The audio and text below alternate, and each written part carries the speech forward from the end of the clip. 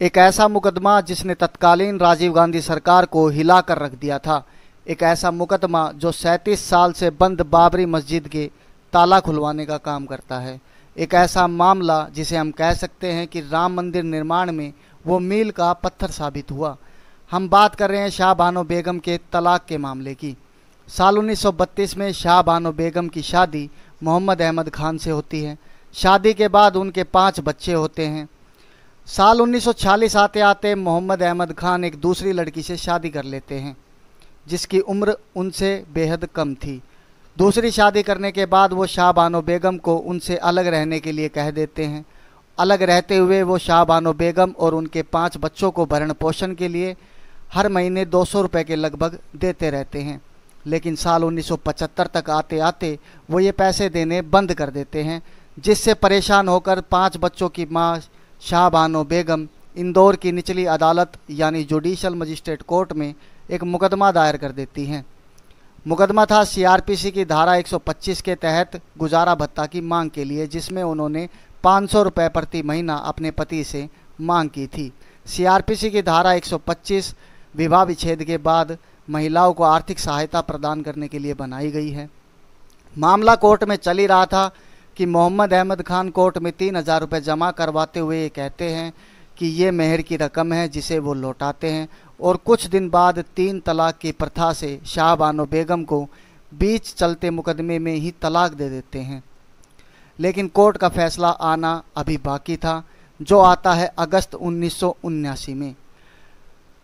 Court अपना फैसला शाह बानो बेगम के हक में सुनाती है और कहती है कि क्योंकि गुजारा भत्ता पाना हर तलाकशुदा बीवी का हक है, और शाह बानो बेगम को मोहम्मद अहमद खान को 25 रुपये प्रति महीना देने का हुक्म जारी कर दिया जाता है। लेकिन शाह बानो बेगम के पति की कमाई लगभग 4000 रुपये थी, इसलिए शाह बानो बेगम हाई कोर्ट का रुख कर लेती हैं और वह हाई कोर्ट में याचिका देती हैं कि क्योंकि उनके पति की कमाई लगभग 4000 रुपये है और 25 रुपये में उनका और उनके बच्चों का भरण पोषण बेहद ही मुश्किल है, इसलिए इस कीमत को बढ़ाया जाए। हाई कोर्ट पूरे मामले का संज्ञान लेता है और संज्ञान लेते हुए वो 25 रुपये से बढ़ाकर 179.80 पैसे कर देता है, जो कि लगभग 180 रुपये जिसे हम कह सकते हैं। इतना होने के बाद मोहम्मद अहमद खान सुप्रीम कोर्ट का रुख कर लेते हैं। वो सुप्रीम कोर्ट में एक अपील डालते हैं और उनके वकील कहते हैं कि मुस्लिम पर्सनल लॉ के हिसाब से कोई भी तलाकशुदा बीवी अपने पति से इद्दत की मियाद के बाद कोई भी पैसा या गुजारा भत्ता नहीं मांग सकती, या सीधे भाषा में हम इसे कहें तो मुस्लिम पर्सनल लॉ में इद्दत की मियाद ख़त्म होने के बाद कोई भी मुस्लिम पति अपनी पत्नी को गुजारा भत्ता देने के लिए बाध्य नहीं है। बात कर लेते हैं इद्दत की मियाद की। इद्दत की मियाद उसे कहते हैं जो तलाक के बाद लगभग 3 महीने की होती है, जिसमें मुस्लिम महिला को मौका दिया जाता है दूसरी शादी का, और 3 महीने तक यानी इद्दत की मियाद तक जिम्मेवारी अब उसके पति की होती है उसकी देखभाल की, और यह जिम्मेवारी बढ़ जाती है अगर वह बीवी प्रेग्नेंट है तो यह जिम्मेवारी तब तक के लिए बढ़ा दी जाती है जब तक कि वो बच्चा पैदा ना हो, तब तक की देखभाल की जिम्मेदारी उसके पति की होती है। इस पर शाह बानो बेगम के वकील दलील देते हैं और कहते हैं कि कुरान की आयतों में भी ऐसा लिखा है कि तलाकशुदा बीवी को गुजारा भत्ता दिया जाना चाहिए। सुप्रीम कोर्ट पूरे मामले की सुनवाई करता है और 23 जनवरी 1985 को अपना फैसला सुनाता है। फैसला शाह बानो बेगम के हक में ही आता है और सुप्रीम कोर्ट ये कहता है कि सीआरपीसी की धारा 125 किसी भी धर्म के लॉ, चाहे वो मुस्लिम पर्सनल लॉ हो या हिंदू मैरिज एक्ट हो, किसी भी धर्म के लॉ से ऊपर है, क्योंकि यह एक क्रिमिनल धारा है। इसलिए शाह बानो बेगम के पति मोहम्मद अहमद खान को गुजारा भत्ता देना होगा, और साथ में वो 10,000 रुपये का जुर्माना भी लगा देती है मोहम्मद अहमद खान पे। यहाँ तक तो सब ठीक था, लेकिन इसके अतिरिक्त सुप्रीम कोर्ट एक टिप्पणी कर देती है जिस पर कि पूरा माहौल गर्मा जाता है। वो टिप्पणी थी मुस्लिम पर्सनल लॉ में सुधार की, और तत्कालीन राजीव गांधी सरकार को आर्टिकल 44 के तहत यानी अनुच्छेद 44 के तहत देश में यूसीसी की तरफ कदम उठाने की। यूसीसी यानी यूनिफॉर्म सिविल कोड, समान नागरिक संहिता, जिसका जिक्र हमारे संविधान के अनुच्छेद 44 आर्टिकल 44 में ये कहा गया है कि राज्य सरकारें ये सुनिश्चित करेंगी या प्रयास करेंगी कि भारत के हर नागरिक को समान अधिकार प्राप्त हो। इस पर मुस्लिमों में ये बात फैलाई जाती है कि राजीव गांधी सरकार सुप्रीम कोर्ट के फैसले का समर्थन कर रही है और all India Muslim personal law board के सदस्य राजीव गांधी के खिलाफ खड़े हो जाते हैं, वो आंदोलन करने शुरू हो जाते हैं। हालांकि कुछ मुस्लिमों में भी ऐसे लोग थे जो इस बात का समर्थन कर रहे थे, जिनमें आरिफ मोहम्मद खान का नाम सबसे ऊपर था, क्योंकि उन्होंने सुप्रीम कोर्ट का फैसले का बचाव करते हुए संसद में एक ज़ोरदार भाषण भी दिया था और ये कहा था कि इससे हमारी स्थिति में सुधार होगा, ये हमारे खिलाफ़ नहीं है, ये इस्लाम के ख़िलाफ़ नहीं है। लेकिन मुस्लिम पर्सनल लॉ बोर्ड के सदस्य ये बात मानने को तैयार नहीं थे।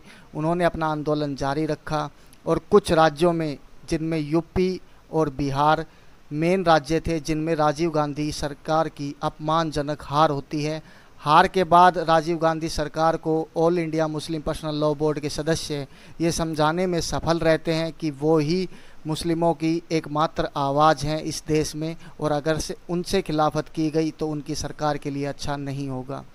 इसके बाद साल 1986 में राजीव गांधी सरकार एक नया कानून लेके आती है, जिसे वो ये कह सकते हैं कि राजीव गांधी सरकार मुस्लिमों के दबाव में आकर एक ऐसा कानून लाने के लिए सहमत हो गई जिसमें मुस्लिम महिला तलाक के बाद इद्दत की मियाद ख़त्म होने के बाद अपने पति से गुजारा भत्ता की मांग नहीं कर सकती थी। उधर राजीव गांधी सरकार को बहुसंख्यकों यानी हिंदुओं का नाराज़गी का भी डर था, तो उन्होंने एक मामला जो कोर्ट में चल रहा था, बाबरी मस्जिद का मामला, उस पर संज्ञान लेते हुए ये फैसला हालांकि कोर्ट का था, लेकिन राजीव गांधी सरकार अगर चाहती तो इसे रोक सकती थी। क्योंकि यह मामला लोगों की भावना से जुड़ा हुआ था, तो के.एम. पांडे जी की कोर्ट ने तत्कालीन यूपी में सरकार जो कांग्रेस की थी उससे पूछा था कि इस पर फैसला लेना किसी की तरह लॉ एंड ऑर्डर में दिक्कत तो पैदा नहीं करेगा। तो कांग्रेस सरकार ने ये कहा था कि किसी भी तरह की लॉ एंड ऑर्डर में कोई भी दिक्कत नहीं आएगी। इसके बाद के.एम. पांडे की कोर्ट ने ये फैसला लिया 31 जनवरी 1986 को कि बाबरी मस्जिद का ताला खोला जाना चाहिए। ताला खुलने के साथ ही हिंदू और मुस्लिमों में ये आग दुगनी तेज़ी से फैली और दोनों तरफ से सांप्रदायिक हिंसा होने लगी। इसके बाद साल 1989 में सुप्रीम कोर्ट में मालिकाना हक को लेकर दोनों पक्षों की तरफ से मुद्दती बनाया गया। हिंदुओं की तरफ से निर्मोही अखाड़ा को मुद्दती बनाया गया और मुस्लिमों की तरफ से सुन्नी वक्फ बोर्ड को इसका प्रतिवादी बनाया गया। इसके बाद बीजेपी 25 सितंबर 1990 को एक बड़ा आंदोलन छेड़ देती है, जिसकी अगुवाई लाल कृष्ण आडवाणी जी करते हैं। वो एक रथ यात्रा की शुरुआत करते हैं जो सोमनाथ गुजरात से होकर अयोध्या तक जानी थी। इसके बीच में ही सांप्रदायिक दंगे उभरने लगते हैं, जिसके बाद दिसंबर 1992 में 1.5 लाख कार सेवकों द्वारा बाबरी मस्जिद को ढहा दिया जाता है और वहां पर एक अस्थायी मंदिर छोड़ दिया जाता है। जिसके बाद बीजेपी अपनी केंद्र में सरकार बनाती है और अंततः 9 नवंबर 2019 को सुप्रीम कोर्ट राम मंदिर के हक में फैसला देती है। गाइज़, उम्मीद है वीडियो आपको पसंद आई होगी और आपको सीखने के लिए कुछ ना कुछ ज़रूर मिला होगा। तो वीडियो को लाइक कर दीजिएगा और कमेंट करके ज़रूर बताइएगा कि आपको वीडियो कैसी लगी। जब तक के लिए जय हिंद, जय भारत।